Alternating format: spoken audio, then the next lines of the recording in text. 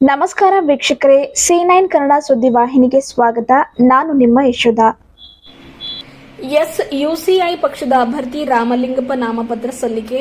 ರಾಯಚೂರು ಯಾದಗಿರಿ ಒಳಗೊಂಡ ರಾಯಚೂರು ಲೋಕಸಭಾ ಕ್ಷೇತ್ರದ ಎಸ್ಯುಸಿಐ ಪಕ್ಷದ ಅಭ್ಯರ್ಥಿಯಾಗಿ ರಾಮಲಿಂಗಪ್ಪ ಅವರು ಪಕ್ಷದ ಕಾರ್ಯಕರ್ತರು ನೂರಾರು ಜನ ಬೆಂಬಲಿಗರೊಂದಿಗೆ ರಾಯಚೂರು ನಗರದ ಭಗತ್ ಸಿಂಗ್ ವೃತ್ತದಲ್ಲಿ ಸಭೆ ನಡೆಸಿ ಶಹೀದ್ ಭಗತ್ ಸಿಂಗ್ ಅವರ ಭಾವಚಿತ್ರಕ್ಕೆ ಮಾಲಾರ್ಪಣೆಯನ್ನು ಮಾಡಿ ಮೆರವಣಿಗೆಯ ಮೂಲಕ ಚುನಾವಣಾ ಅಧಿಕಾರಿಗಳ ಕಚೇರಿಗೆ ತೆರಳಿ ನಾಮಪತ್ರ ಸಲ್ಲಿಸಿದರು. ಎಸ್ಯುಸಿಐ ಪಕ್ಷದ ಅಭ್ಯರ್ಥಿ ರಾಮಲಿಂಗಪ್ಪ ಅವರು ಮಾತನಾಡಿ, ರಾಯಚೂರು ಮತ್ತು ಯಾದಗಿರಿ ಜಿಲ್ಲೆಗಳಲ್ಲಿ ಕೃಷ್ಣಾ ಮತ್ತು ತುಂಗಭದ್ರಾದಂತಹ ಎರಡು ನದಿಗಳು ಹರಿಯುತ್ತಿದ್ದರೂ ಎರಡೂ ಜಿಲ್ಲೆಗಳಲ್ಲಿ ಕುಡಿಯುವ ನೀರಿಗೆ ಬರವಿದೆ. ಈ ವರ್ಷದ ತೀವ್ರ ಬರಗಾಲದಿಂದ ಎರಡೂ ಜಿಲ್ಲೆಯ ಜನರು ತತ್ತರಿಸಿ ಹೋಗ್ತಾ ಇದ್ದಾರೆ.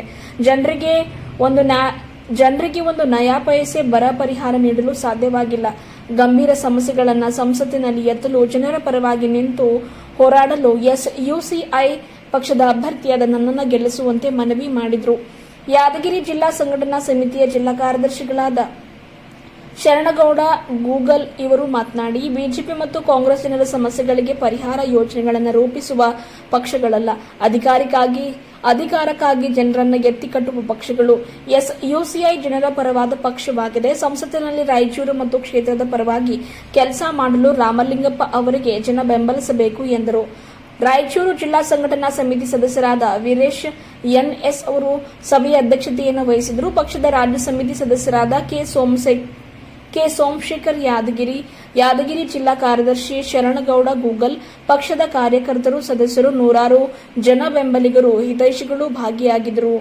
ನಾಮಪತ್ರ ಸಲ್ಲಿಕೆಯು ಅತ್ಯಂತ ಯಶಸ್ವಿಯಾಗಿ ಜರುಗಿತು.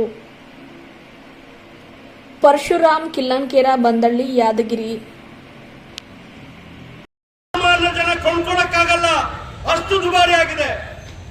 ಶಿಕ್ಷಣ, ಆರೋಗ್ಯ ಉಚಿತವಾಗಿ ಕೊಡೋದಿರಲಿ, ಅತ್ಯಂತ ದುಬಾರಿ ಆಗಿದೆ ಇವತ್ತು. ಇವರ ಆಡಳಿತದಲ್ಲಿ ಇವತ್ತು ಕೆಲವು ಶ್ರೀಮಂತರು, ಕೇವಲ 1% ಶ್ರೀಮಂತರು ಇವತ್ತು ದೇಶದ 60% ಸಂಪತ್ತಿನ ಒಡೆಯರಾಗಿದ್ದಾರೆ. ಅವ್ರ ಕೈಯಲ್ಲಿ ಸಂಪತ್ತಿದೆ. ಅದಾನಿ ಅಂಬಾನಿ ಆಸ್ತಿ ನೋಡಿ 10 ವರ್ಷಗಳಲ್ಲಿ ಎಷ್ಟು ಜಾಸ್ತಿ ಆಗಿದೆ. ಮೋದಿ ಅವರ ಮನಸ್ಸಲ್ಲಿ ಅದಾನಿ ಅಂಬಾನಿ ಮನ್ ಕಿ ಬಾತ್ ಇದೆ ಅಷ್ಟೇ. ರೈತರ, ಕಾರ್ಮಿಕರ, ಸಾಮಾನ್ಯ ಜನಗಳ ಮನ್ ಕಿ ಬಾತ್ ಇಲ್ಲ, ಅವ್ರ ಸಮಸ್ಯೆ ಇಲ್ಲ. ಇದು ಬಿಜೆಪಿ. ಇವತ್ತು ಇಂಥವರು ಮತ್ತೊಮ್ಮೆ ಅಧಿಕಾರಕ್ಕೆ ಬಂದ್ರೆ ಯಾರು ಸೇವೆ ಮಾಡ್ತಾರೆ? ಇವರು ಅದೇ ಬಂಡವಾಳಶಾಹಿಗಳ ಸೇವೆ ಮಾಡ್ತಾರೆ. ಸ್ನೇಹಿತರೆ, ಇವತ್ತು ಬಿಜೆಪಿ ಸರ್ಕಾರದ ಅಧಿಕಾರದಲ್ಲಿ ನೋಡಿರ್ತಕ್ಕಂಥದ್ದು ಇದು. ನಾವು ಧರ್ಮದ ಹೆಸರಿನಲ್ಲಿ, ಜಾತಿಯ ಹೆಸರಿನಲ್ಲಿ, ಮತದ ಹೆಸರಿನಲ್ಲಿ ನಮ್ಮ ಒಗ್ಗಟ್ಟನ್ನು ಮುರಿದು, ನಮ್ಮ ಐಕ್ಯತೆನ ಮುರಿದು ಇವತ್ತು ರಾಜಕೀಯ ಲಾಭ ತಗೊಳಕ್ ನೋಡ್ತಾ ಇದ್ದಾರೆ. ರಾಜಕೀಯದಲ್ಲಿ ಧರ್ಮನ ಬೆಳೆಸ್ತಾ ಇದ್ದಾರೆ. ಯಾವ ಸಮಸ್ಯೆಗಳನ್ನ ಬಗೆಹರಿಸಿಲ್ಲ. ಅವ್ರಿಗೆ ರಾಮನ ದೇವಸ್ಥಾನ ಕಟ್ಟಿದ್ರು ಅವರಲ್ಲಿ. ಯಾಕೆ? ಆ ಒಂದು ಹೆಸರಲ್ಲಿ ಓಟ್ ತಗೊಳ್ಬೇಕು ಅಂತೇಳಿ. ಇದು ಚುನಾವಣೆ ರಾಜಕೀಯ ಮಾಡ್ತಾ ಇರ್ತಕ್ಕಂಥದ್ದು ಅವರು. ಕಾಂಗ್ರೆಸ್ ಆಡಳಿತ ನೋಡಿದ್ರಿ, ಅದ್ರ ಬಗ್ಗೆ ನಾನು ಹೆಚ್ಚಿಗೆ ಹೇಳೋದೇ ಬೇಕಾಗಿಲ್ಲ. ಇವತ್ತು ಕಾಂಗ್ರೆಸ್, ಬಿಜೆಪಿ ಬಂಡವಾಳಶಾಹಿಗಳ ಎರಡು ನಿಷ್ಠಾವಂತ ಪಕ್ಷಗಳು.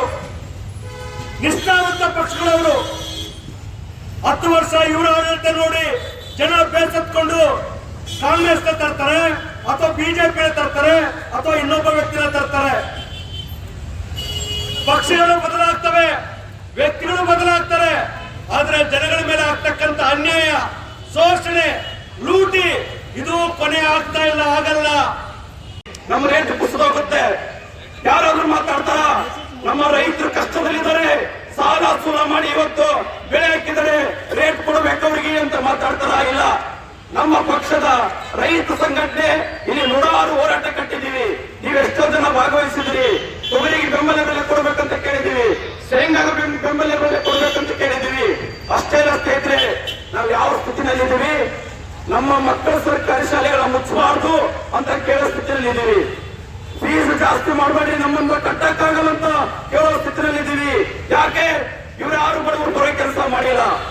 ಇವರೆಲ್ಲ ಮಾಡ್ತಿರೋದು ದೊಡ್ಡ ಶ್ರೀಮಂತರು, ಬಂಡವಾಳಶಾಹಿಗಳ ಪರವಾಗಿ, ಮತ್ತೆ ತಮ್ಮನ್ನ ಉದ್ಧಾರ ಮಾಡಿಕೊಳ್ಳೋದಕ್ಕೆ. ನಮ್ಮ ನಾಯಕರು ಹೇಳಿದ್ರು, ನೀವು ಅವ್ರ ಇತಿಹಾಸ ತೆಗೆದು ನೋಡ್ರಿ. ಅವರ ಹಿಂದಿನ ಎಲೆಕ್ಷನ್ ದಾಗ ಆಸ್ತಿ ತೋರಿಸಿದ್ದಕ್ಕೂ ಈಗಿನ ಪಕ್ಷದಾಗ ಆಸ್ತಿ ತೋರಿಸ್ತು